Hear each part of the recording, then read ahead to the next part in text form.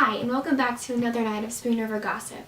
Tonight we have news on the love triangle between Tom Merritt, Mrs. Merritt, and Elmer Carr, information on the Minerva Jones case, and further information on Daniel McCumber. There is also new information on several other members of the Spoon River community. Tom Merritt caught his wife cheating on him in his own home. Who was this homewrecker of Mrs. Merritt's? None other than Elmer Carr. Elmer proceeded to shoot and kill Tom Merritt, and both Elmer and Mrs. Merritt are on trial, and it's not looking good. In other news, there has been a lot of talk about the Minerva Jones case. If you didn't know, Minerva Jones was a village poetess, and she was raped. Butch Weldy had found her and brought her to Dr. Myers and hoped that he could save her.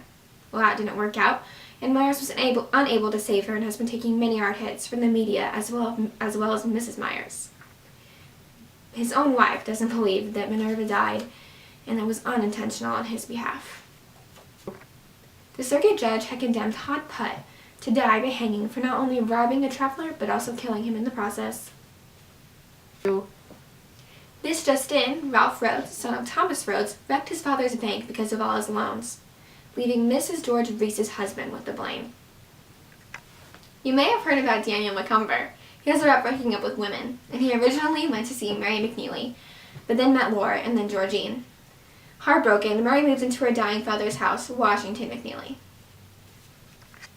Now for the other gossip in Spoon River. Archibald Higby hated Spoon River so much that he moved to Rome to try and recreate himself because he was ashamed of where he came from. McGrady Graham was forever curious of the governor. McGrady was a Democrat and really wanted to know if the governor elected would be supporting democracy. It's a shame that she won't find out because McGrady died of a peaceful death. Elizabeth Childers recently had a baby, but it hadn't lived for long. The baby died shortly after birth.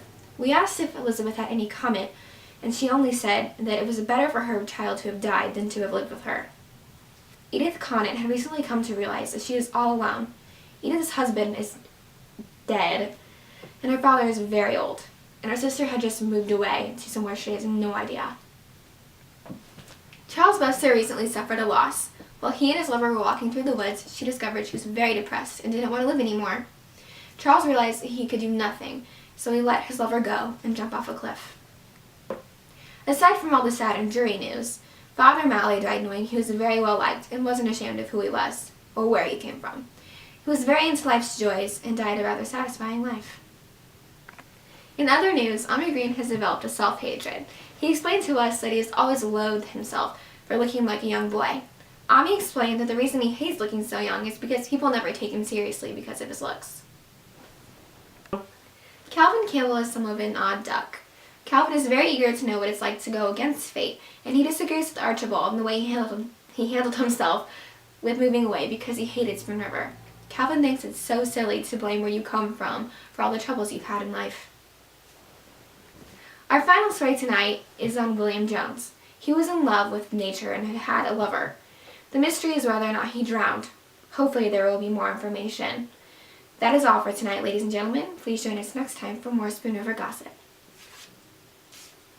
Do, do, do, do.